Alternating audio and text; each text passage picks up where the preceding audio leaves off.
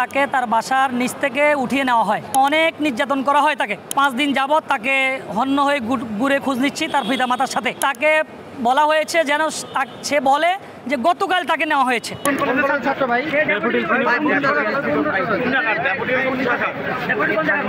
এতদিন কোথায় ছিলেন আপনি? 24 তারিখ থেকে কোথায় ছিলেন? কোথায় ছিলেন আপনি? আপনার নাম? মাসরুর হাসান। এই যে মাসরুর হাসানকে বিগত 25/7/2024 ইংরেজি তারিখ সকালবেলা তাকে তার বাসার নিচ থেকে উঠিয়ে নেওয়া হয়। তারা বিভিন্ন পত্রপত্রিকায় আগেই প্রকাশিত হয়েছে যে তাকে 25/7/24 তারিখ উঠিয়ে নেওয়া হয়েছে এবং পেজ দ্য পিপলে তার ছবি দিয়ে এটা অনলাইনে এটা প্রচার হয়েছে। কিন্তু দীর্ঘদিন ধরে আমি তার আইনজীবী হিসাবে আজকে 5 দিন যাবৎ তাকে হন্য হয়ে ঘুরে খোঁজ নিচ্ছি তার পিতামাতার সাথে। আজকে একটু আগে জানতে পারলাম যে তাকে কদমতলী থানার 28/7/24 নম্বর মামলায় অ্যারেস্ট দেখিয়ে 10 দিনের রিমান্ড চেয়েছেন। আমি বিজ্ঞ আদালতে শুনানি করেছি। আমি বিজ্ঞ আদালতকে বলেছি যে এই মাসরুর হাসানকে 25/7/2024 ইংরেজি তারিখে উঠিয়ে নেওয়া হয় এবং অনেক নির্যাতন করা হয় তাকে, এবং তাকে বলা হয়েছে যেন সে বলে যে গতকাল তাকে নেওয়া হয়েছে।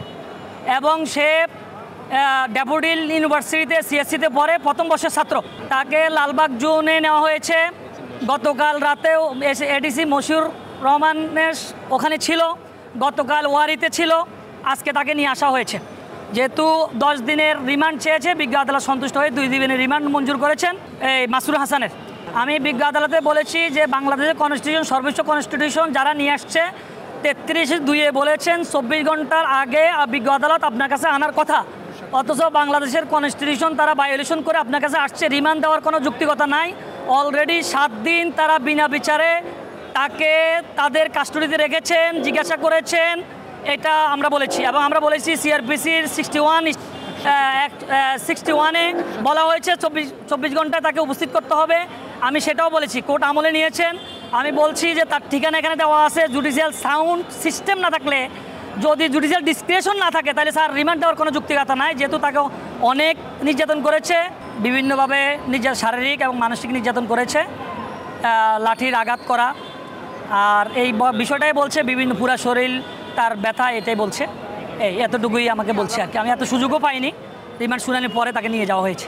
আদালত বিক্রিমের কথা শুনেছেন। আমি যাওয়ার আগে আদালতের বিক্রিম আদালতকে জিজ্ঞাসা করেছেন, যখন জিজ্ঞাসা করেছেন তখন আমার যাওয়ার আগে আমি শুনতে পারিনি আদালতের কী বলেছে। আমার মনে হয় যে 7 দিন যদি নির্যাতন তাদের আন্ডারে রাখা হয়, তাহলে তাকে অবশ্যই নির্যাতন করা হয়েছে। নির্যাতন না করলে তো 7 দিন রাখার কথা না। আমরা বলেছি বাংলাদেশ কনস্টিটিউশনের 33(2) এখানে ভায়োলেশন করেছেন।